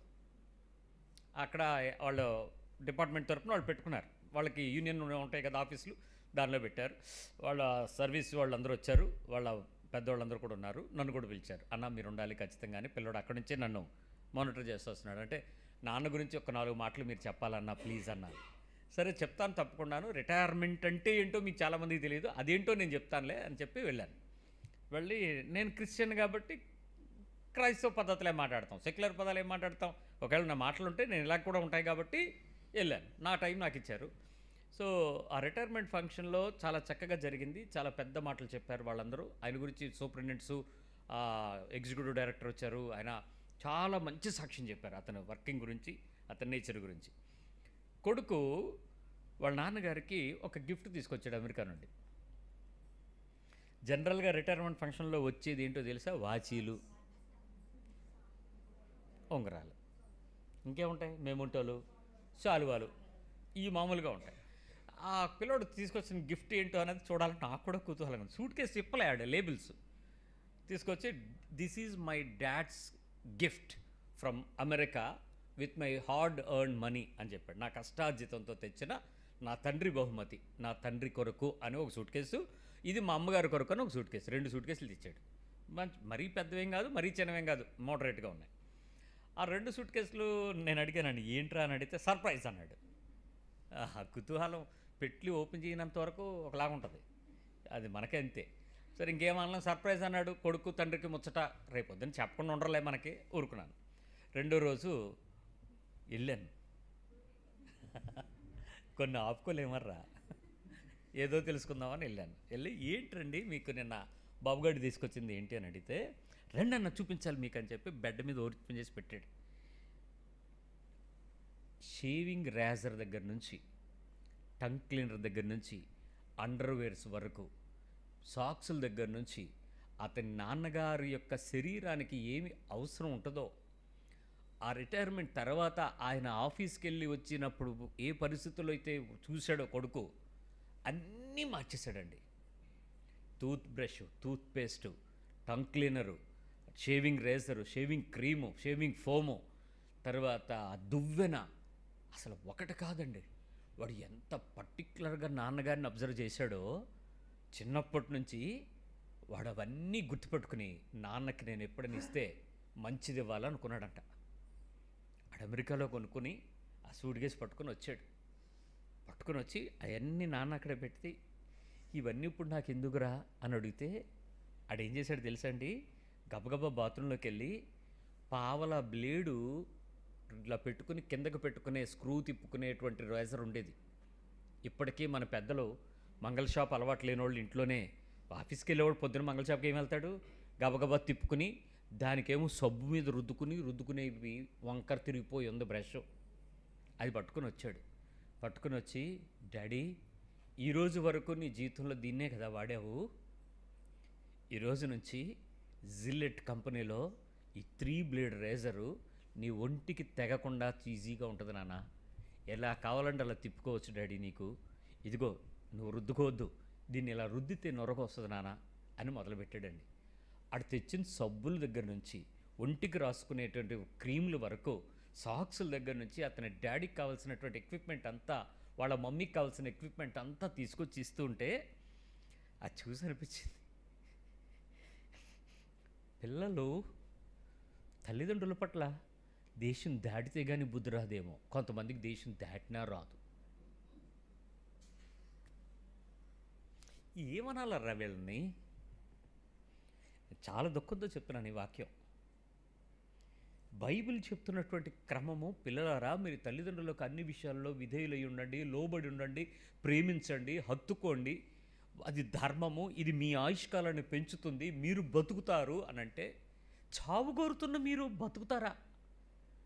వాళ్ళ అనారోగ్యాలను బట్టి శపిస్తున్న మీరు ఇంకెంతకాలం బతుకుతున్నావు అని అడిగే కూతురు బతుకుద్దా? కోడలు నువ్వు బతకాలా? అది సంస్కారమా? పరిస్థితిని బట్టి ఆలోచించండి. ఈరోజుకి వాళ్ళకి ఆరోగ్యం విషయంలో you should take care of it. ఆ పిల్లోడు అన్నీ వాళ్ళ అమ్మగారికి తీసుకొచ్చిన వస్తువులు చూస్తే రియల్లీ అమేజ్డ్. అవన్నీ అక్కడ పెట్టి వాడు అన్నాడు, అన్న మీరు ఇవి చూడటానికి వస్తారని నేను అనుకోలేదు, కానీ మీరు వచ్చారంటే మాత్రం సంథింగ్ ఈజ్ దేర్ అన్నాడు. ఇప్పుడు వాళ్ళ నాన్నగారితో చెప్పాను, అయ్యా ఉదయం నువ్వు అలవాటుగా లేచిపోయి నీ టిఫిన్ బాక్సు క్యారేజ్ కోసం మీ డైనింగ్ టేబుల్ దగ్గరికి వెళ్ళి నుంచుని ఉంటావు కదా అని అంటే, అన్న పొద్దున అలాగే అయింది అన్నాడు. 60 ఏళ్ళు ఒక మున్సిపాలిటీ ఎద్దు చెత్త ఎత్తితే 61వ సంవత్సరం బతికుంటే అది తిన్నగా రోడ్డు మీదకి వెళ్ళి ఏం చేస్తా పని? ఈయన అంతే, ఎద్దే. అయ్యా, మిమ్మల్ని పోషించిన మీ పెద్దలైన ఎద్దులను బతికించండి, కాటికి అంగడికి అమ్మకండి. వాళ్ళ నడుములు జారిపోయాయి, వాళ్ళ మెడలు వంగిపోయాయి, వాళ్ళ భుజములు సాగిపోయాయి. ఇప్పటికైనా వాళ్ళ చేతులు ఉడిగిపోయి మీ వైపు చేయి చాచకుండానే బతుకుతున్నారంటే ప్రభుత్వం నుంచి వాళ్ళకు వచ్చిన గ్రాడ్యుటీ కావచ్చు, ఆ పెన్షన్ డబ్బులు కావచ్చు, లేక వస్తున్నటువంటి ఆ మంత్లీ ఏదైనా ఆ కొద్దిపాటి రిటర్న్స్ ఏమైనా ఉంటే వాటి మీద పీడించు తినకండి పిల్లలు. అది కావాలి, అది ఎప్పుడు ఇస్తావు, ఇంకా ఎప్పుడు ఇస్తావు, ఇంకా ఎందుకు? ఈ పదాలు దయచేసి వాడు బ్రతికొండంగా తల్లిదండ్రులు అన్నటువంటి వాక్యం వింటున్నటువంటి పిల్లలు కలిగిన తల్లిదండ్రులు వినకుండా ఉండాలని నా ఆశ. మూడోది, వాళ్ళ వస్త్రం విషయంలో తక్కువ చేయకండి. వాళ్ళ బట్టల్ని ఎప్పుడు కూడా తక్కువగా ఉండేలాగా చూడకండి.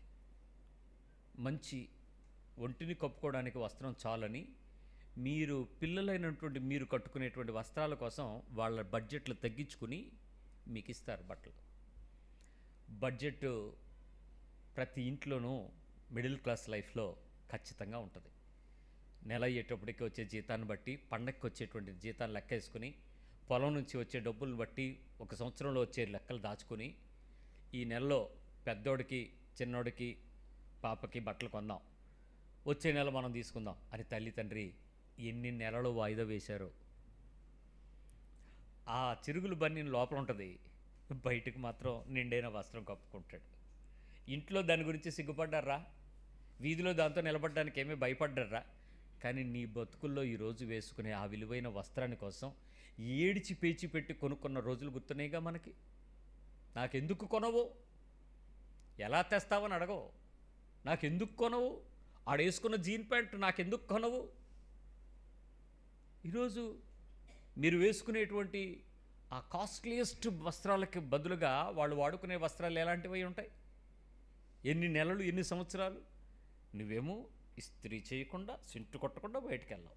ఆయన మడతలు పడిపోయిన బట్టలతో నడిచిన రోజులన్నీ.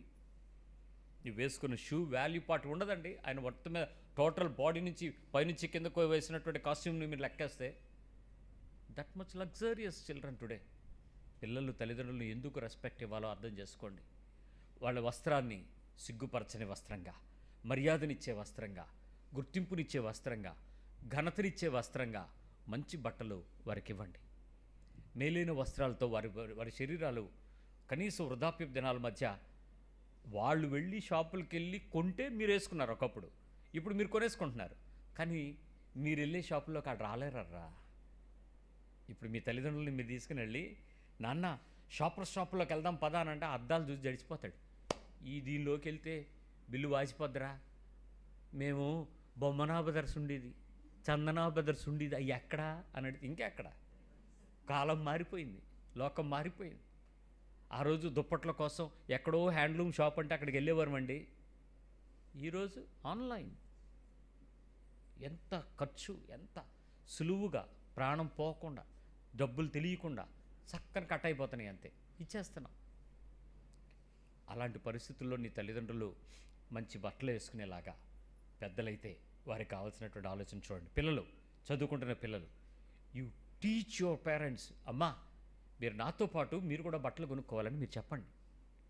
మనందరం కలిసి కొనుక్కుందాం, కావాల్సినట్లే కొనుక్కుందాం. నాకు అదే కొనాలని లేదు మమ్మీ, నాకు ఏది కావాలో మీకు తెలుసు. సో మీకు మేము, డాడీకి మాకు మీకు కలిపి ఇంత అలాగ ఎలకేట్ చేసుకుని బడ్జెట్కి డబ్బులు పట్టుకుని సోడా నీళ్లు తాకుండా షాపింగ్లు చేసిన తల్లిదండ్రులు నాకు తెలుసారా. ₹10 సోడా వస్తుంది ఆ రోజుల్లో.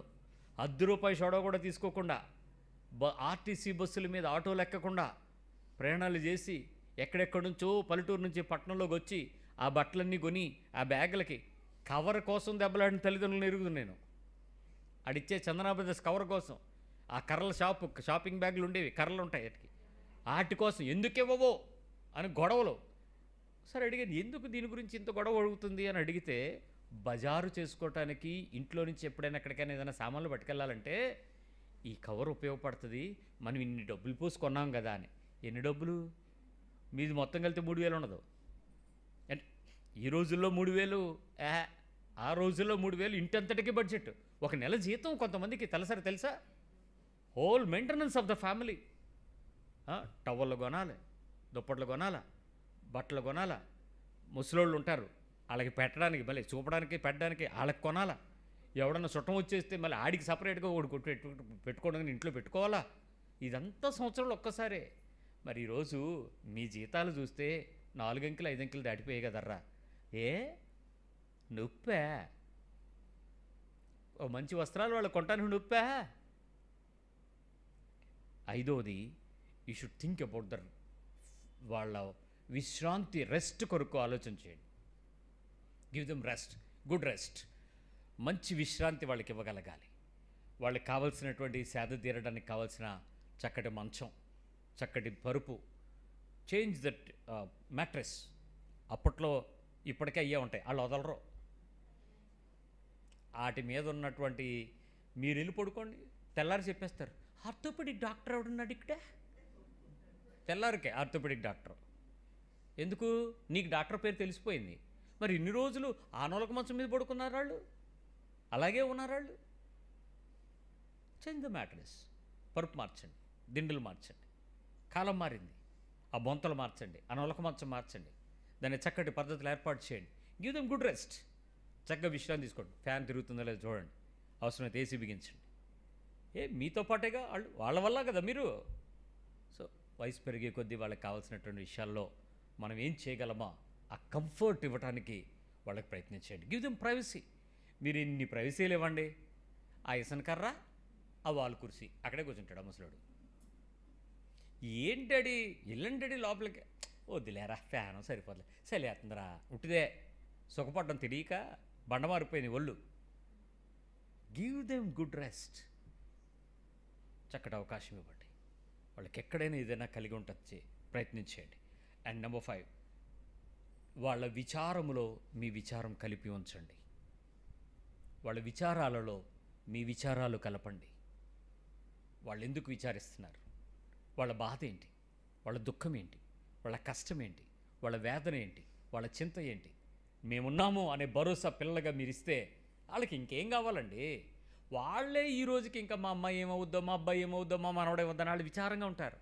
కాదు, దానికి మించిన కొన్ని విషయాలు ఉంటాయి, వాళ్ళ హృదయాల్లో దాచుకుని ఉంటారు. అమ్మ ఈ విషయం పెద్దోడికి చెప్పుకో, ఈ విషయం పాపకు తెలియనివ్వకు, కోడల్ని అడక్కు అని దాచుకుంటారు వాళ్ళ హృదయాలలో. Take part of the life. వాళ్ళ గుండెని చీల్చండి, వాళ్ళ హృదయం లోపలికి స్థానం తీసుకోండి. అప్పుడు వాళ్ళ దుఃఖం ఏంటో మీకు అర్థమవుతుంది. వేధించేవాళ్ళు, చికాకు పెట్టేవాళ్ళు, పిల్లల విషయంలో కూడా కనికరం లేకుండా చేసే కొంతమంది దుర్మార్గులకు ఈ వాక్యం మినహాయింపు. వాళ్ళు లేరని కాదు, అలాంటి తరం బైబిల్లో ఒకటి ఉంది. అలాంటి మనుషులు కూడా ఉన్నారు కొంతమంది. సహజంగా పేరెంట్స్ అయినటువంటి వాళ్ళు అలా ఉండరు, కానీ కొంతమంది అలా ఉంటారు, పక్షపాతులు. ఎంతసేపు ఏమితే పెద్ద కూతురు రాత్రి నిద్రపోయేటోడు పెద్ద కూతురు ఫోన్ చేసి పడుకుంటుంది, తెల్లారు లేసి ఎలాగోనో ఉండి చచ్చిపోద్ది. రాత్రి తెల్లారికి చచ్చిపోతే అట్నుంచి ఫోన్ వస్తుంది, నువ్వెందుకు చేయాలి? ఉంటాడు కొడుకో దోచి దాచి పెట్టేయడమే. ఇంకొక లోకం ఉండదు. ఇంటికి వచ్చిన చుట్టానికి పెట్టదో, ఎవరన్నా మనిషి వస్తే పట్టించుకోడు. ఎంతసేపు అలాంటి వాళ్ళు చూస్తారా అని అంటే వీళ్ళు ఆఖరికి చూసేది ఏంటి తెలుసా? వీళ్ళు బోజు ముద్దా పెట్టినోడు ఎవడో చూడాలకి. ఏమీ పెట్టినోళ్ళు అసహించుకొని చేదరించుకున్న వాళ్ళు దిక్కు అవుతారు. అయినా వీళ్ళ దగ్గర తినేస్తారు, మళ్ళీ ఎంతసేపు వాళ్ళ కోసం చూస్తుంటారు. అలాంటి వాళ్ళకి మినహాయింపు. అలాగని చూడొద్దని కాదండి, వాళ్ళు చూస్తే మీరు చూడడం ధర్మం కాదు, వాళ్ళు చూడనప్పుడు మనం చూడగలగటం నీతి. అది ధర్మం అంటే అండి. వాళ్ళ విచారాల్లో మన విచారము ఎప్పుడు కూడా కలిగి ఉండేలా చూడండి. Speak to them, talk to them, ask them. అడగండి, మాట్లాడండి, చెప్పండి. ఏంటి మీరు ఎందుకు ఇలా ఉన్నారు, ఏంటి పరిస్థితి, ఎందుకు ఇట్లా మాట్లాడుతున్నారు, ఎందుకు ఇట్లా బాధపడుతున్నారు, ఎందుకు ఇలాంటి పదం వాడారు, ఇందాక అలా అన్నారు అత్తయ్య, దాని గురించి ఏంటి మీకు? ఏం పర్వాలేదు, మేము చూసుకుంటాం, మేము ఉన్నాం కదా, మీరెందుకు దాని గురించి ఆలోచిస్తారు? నథింగ్. ఆ భరోసా ఒక కోడలో, ఒక కొడుకో, ఒక అల్లుడో ఇస్తే ఆ తండ్రికి తల్లికి ఇంకేం కావాలరా? మీకు చెప్పకుండా వాళ్ళు దాస్తారు. కనుక్కోవటం మీ ధర్మం. వాళ్ళ విషయాలను కనుక్కోవటం మీ ధర్మం. అది మర్మం కాదు, ధర్మం. మనకెందుకులే, అడిగితే మన మీద పడిపోద్ది.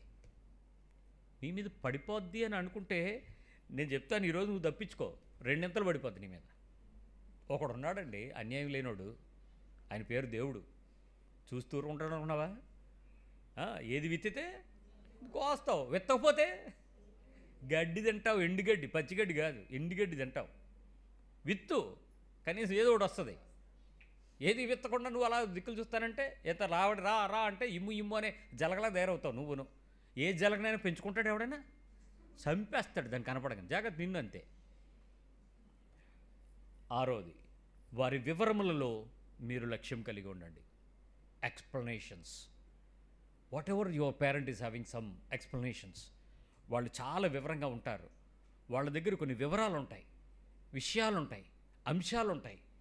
ముఖ్యమైన విషయాలపై వారికి కాస్త అవగాహన, జ్ఞానము, పట్టు ఉంటాయి. You should consult them. వారి వివరాలన్నీ మీరు తెలుసుకోవటం, వాళ్ళ వివరాలలో మీరు బాధ్యత కలిగి ఉండడం, వారి గురించినటువంటి వివరం విషయంలో మీరు ధైర్యంగా ఉండగలగడం నేర్చుకోవాలి. ఏమంటే ఇక్కడ నేను మిమ్మల్ని అడుగుతాను, ఇక్కడ గ్రాండ్ పేరెంట్స్ ఉండేవాళ్ళు ఎవరు ఉన్నారా? తల్లిదండ్రులు, వాళ్ళ తల్లిదండ్రులు బతుకునే వాళ్ళు ఎవరు ఉన్నారా? వాళ్ళ గురించి అన్నీ మీకు తెలుసా? Then you are the sinners. మీరు పాపులు. వాళ్ళ వివరాలు మీకు తెలియకపోవటం పాపం. ఆస్తి వివరాలు మీకు తెలుస్తాయిలేండి. ఆధార్ కార్డు నొక్కితే వచ్చేస్తుంది కదా, తెచ్చేస్తారు. దుర్మార్గులు మీరు, దుష్టులు. బైబిల్ చెప్తుంది ఆ పేరు, నేను చెప్పలేదు. వాళ్ళ దగ్గర ఉండొద్దని కూడా చెప్తుంది మాకు. దుష్టుల దగ్గర ఉండొచ్చా? ఆస్తి కోరుకునేవాడు ఏమంటారు? దుష్టులు అనరా? పీడించే వాళ్ళని ఏమంటారు? బైబిల్ చెప్తుంది. వాళ్ళ వివరం ఏంటి?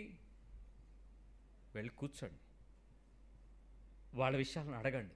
నేను మొన్న ఒక పిల్లోడు చెప్తున్నాడు, మేము ఆడుతుంటే ఒక పిల్లోడు వచ్చాడు. వాడు నేను 3 సార్లు చెప్పాను, 4వసారి అంటే నేర్పించే పద్ధతి వేరేగా ఉంటుంది, బోధించే పద్ధతి. ఇప్పుడు నేను మీకు టీచ్ చేస్తాను, చాలా ఓపికగా టీచ్ చేస్తాను. రోజులు కాదు, గంటలు చెప్పమని చెప్తా. నేర్పించేటప్పుడు ఎంత తేడా అయితే మాత్రం జల్లగొడతాను. అది కూడా నేను కొట్టినట్టు అడిగి తెలియదు, నేను తిట్టినట్టు కూడా అడిగి తెలియదు, నేను అరవను. కాస్త చక్కటి పనిష్మెంట్ ఇస్తాను. ఆడికి కాళ్ళు కీళ్ళు కదిలిపోవాలి.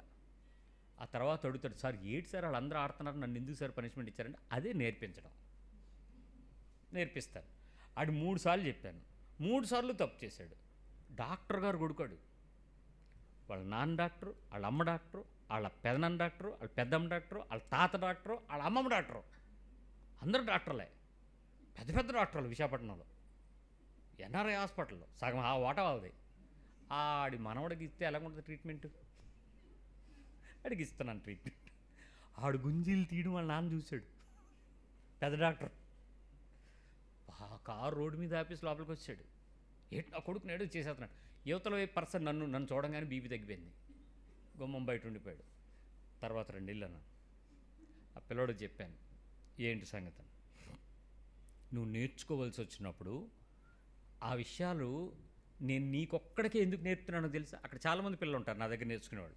వాళ్ళందరికీ నేను శిక్షించాలి, వాడికి ఒక్కడికే నేర్పించాను. ఎందుకంటే when he opens his mouth, తను మాట్లాడే విధానంలో చక్కటి వివరమైన విషయాలు మాట్లాడాడు ఆ పిల్లడు.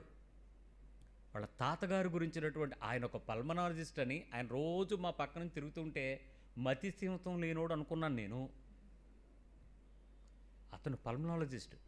ఆ వయసులో పల్మనాలజిస్టులు అంటే ఊపిరితిత్తులకు సంబంధించినటువంటి పల్స్ ఇవన్నీ చూసేటువంటి వాళ్ళంటే, ఇప్పుడు వచ్చింది ఈ డిగ్రీ. ఆ కాలంలో అంటే ఆయన ఎంత పెద్దోడై ఉంటాడు? Is a great honour doctor. ఆయన ఆంధ్ర యూనివర్సిటీలో, ఆంధ్ర మెడికల్ కాలేజ్లో గోల్డ్ మెడలిస్ట్ అంట. వీడు అలాంటి ఈరోజు తిరుగుతుంటే, నేను ఒకసారి లిఫ్ట్లో కూడా ఆయన ఇబ్బంది పెడుతూ ఉంటే నేనే అన్నాను, గట్టిగా కూడా మాట్లాడి ఆయన్ని ఇలా రండి నేను తీసుకెళ్తానని చెప్పేసి బలవంతంగా ఆయన పట్టుకుని వదలట్లేదు. భయం వచ్చినట్టుంది ఆ వయసులో. ఆ డాక్టర్ గారు నాకు తెలియదు, ఆయన బలవంతంగా నేనే లిఫ్ట్లో దింపేసి మిగిలిన పంపించి మళ్ళీ వేరే లిఫ్ట్ ఎక్కించి తీసుకొచ్చి దింపాను నేను. అంత చేసినోడిని ఒక్కసారి అతను వివరం అంతా మాట్లాడుతుంటే పిల్లోడి వివరం చూసి, ఈడి మాటల్లో, వాడి మాట తీరులో నేర్చుకోగలిగిన గుణం ఉంది, కానీ లోబడని వాళ్ళని శరీరం ఉంది.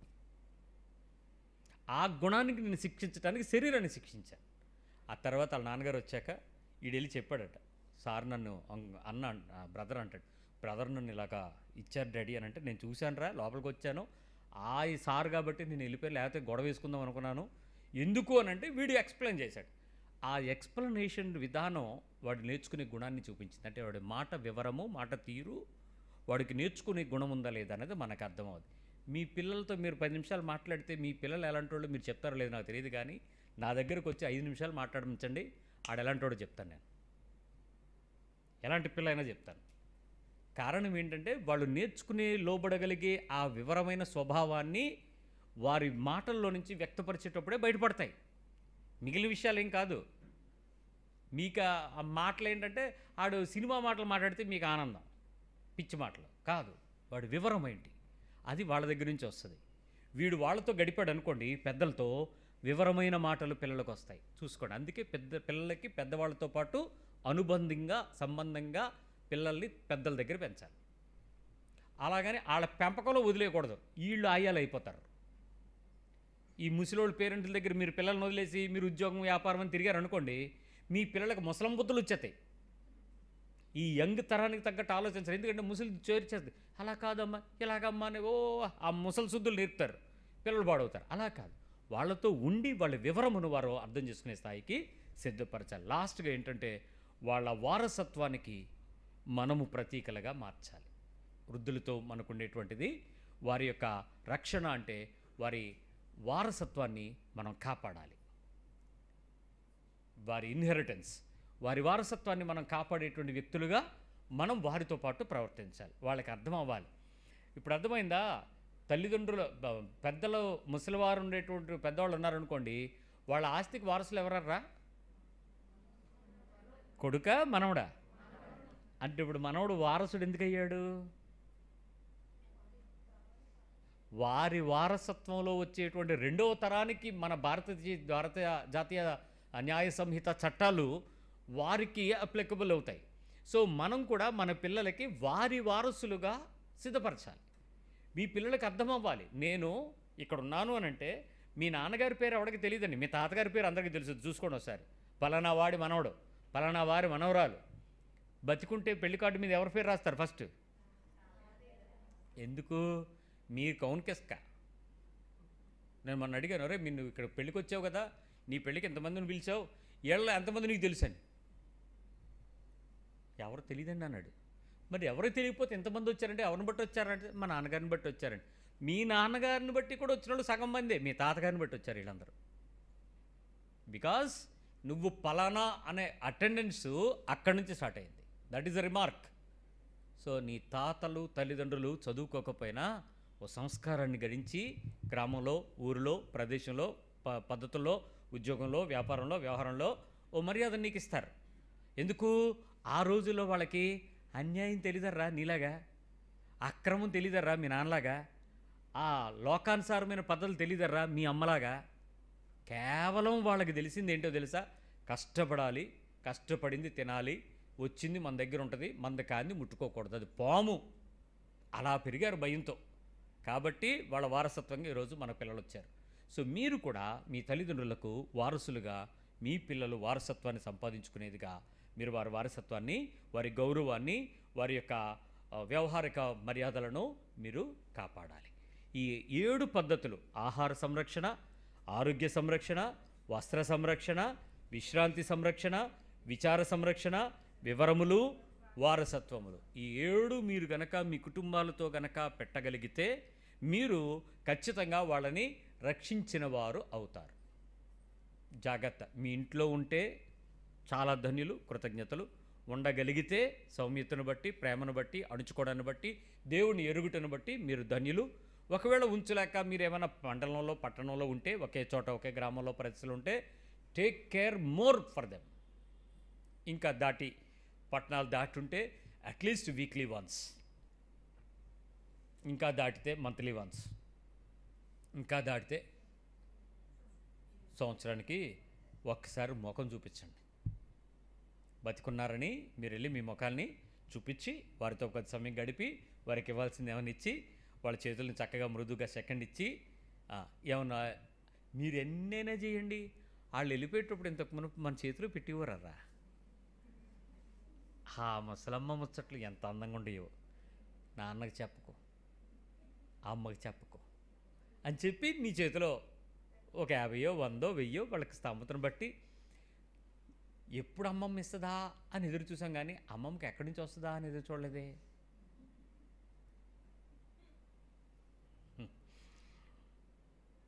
వాళ్ళ ప్రేమ మీ మీద ఉండిపోద్ది. డబ్బుని వాళ్ళు లక్ష్య పెట్టరు, మిమ్మల్ని లక్ష్య పెడతారు. ఈరోజు వాళ్ళ శరీరాన్ని తెచ్చుకున్న మనం, వాళ్ళ ఆరోగ్య ఆహార్యాలను తెచ్చుకున్న మనం, వాళ్ళ బంధుత్వాన్ని అనుభవిస్తున్న మనం, వాళ్ళ ఆస్తిని వారసత్వాన్ని అనుభవిస్తున్న మనం, మనల్ని అనుభవించేలాగా బతుకుదాం. దే షుడ్ ఎంజాయ్ అస్. మనల్ని వాళ్ళు ఎంజాయ్ చేయాలి, అనుభవించాలి. మన వలన వాడు ఏదో ఇస్తాం కాదు, మనమే వాళ్ళ ఆస్తిని వాళ్ళు మనం చూసి ఆనందించేలాగా మన హృదయాలను వాళ్ళ కొరకు స్థానం ఇద్దామా? వాళ్ళని జీవితకాలం రుణపడి ఉండాల్సిన మనం, గుర్తుండిపోయేంతగా నిలబెట్టుకునేంతగా ఉండాల్సిన మనం దేవుని మాటకు భయపడి వారిని ప్రేమిద్దాం, గౌరవిద్దాం, సన్మానిద్దాం. దేవుని వాక్య ప్రకారం వారితో మనం సంరక్షిద్దాం. ప్రార్థన చేసుకుందాం.